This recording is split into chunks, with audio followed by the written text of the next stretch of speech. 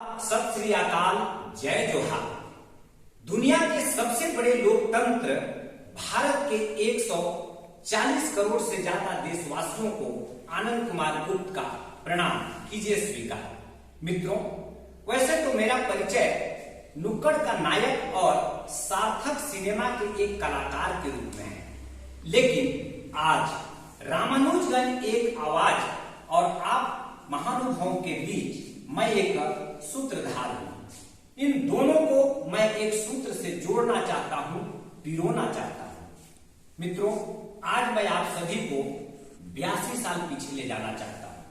वह वर्ष 1939 और 40 का था, जब पूरी दुनिया द्वितीय विश्व युद्ध की विभीषिका से जल रहा था। दुनिया के 70 से ज्यादा देश एक दूसरे से लड़ रहे थे और यह प्रयास कर रहे थे कि इस दुनिया में शांति हो जाए। और उन्हीं दिनों हमारे भारत देश के सुदूर सरगुजा रियासत का एक छोटा सा जगह रामानुजगंज, जिसे उन दिनों हम बोहला के नाम से जानते थे, वहां एक विचार का जन्म हो रहा था।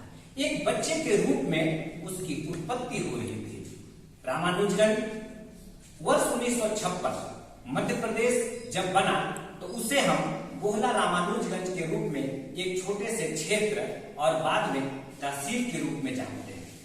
वर्ष 2000 में जब छत्तीसगढ़ प्रदेश का जन्म हुआ तो यह जो जगह था, यह एक विधानसभा और एक तहसील के रूप में पल्लित पुष्पित हुआ।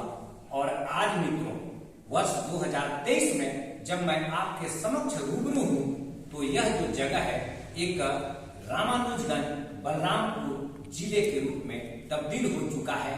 विकास की धारा से जुड़ चुका है। सड़क, पुल, पुलिया अब यहाँ बन चुके हैं। मित्रों, आइए मैं उसी जगह को 82 साल पीछे ले जाना चाहता हूँ और आपको बताना चाहता हूँ कि उन स्थानों पर नदियों, झरनों, जंगलों और पहाड़ियों के बीच क्या हो रहा था। वास्तव में एक बच्चे का वहां पे उत्पत्ति हो रहा था, एक विचार जन्म ले रहा था। तो आइए देखते हैं। प्रणाम।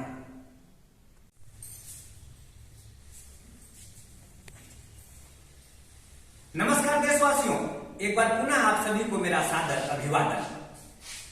तो समाज में घट रही घटनाएं और विचार, इन सब चीजों को देखते, करते, समझते हुए कबीर अब युवावस्था में पहुंच चुका है। कबीर के विचार और समाज के दूसरे लोगों का विचार काफी मतभेद भी शुरू हो गया है। अलग अलग विचारों में थोड़ी भिन्नता भी आने लगी है। और इन्हीं सब परिस्थितियों में एक दिन गली के नुक्कड़ पर अपने कुछ दोस्तों से वह कुछ इस तरह से बातचीत करता है।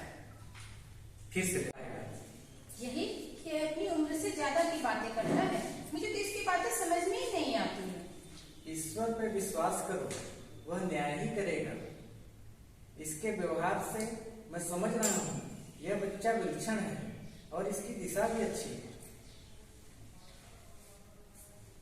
तेरा सुझाव तो अच्छा है कबीर, लेकिन जानता है ईश्वर ने रोटियों को इतनी लंबी उम्र नहीं दी है जिसे हम कई दिनों तक बना के रख सकें और काफी दिनों तक खा सकें। क्योंकि बिना मकसद की जिंदगी हो या रोटी, वो खराब हो जाती है। नमस्कार मित्रों, मेरा अभिवादन पुनः कीजिए स्वीकार। मित्रों, कबीर वक्त के साथ बड़ा हो रहा था और दिमागी रूप से भी वह बहुत बड़ा हो रहा था। वह कभी गणेरिये के यहाँ, कभी हरि के भक्त हरिजन के यहाँ और अलग अलग जाति समुदाय को लोगों के घर जाता था, उनसे मिलता जुलता था, उनके साथ खाता पीता और रहता था।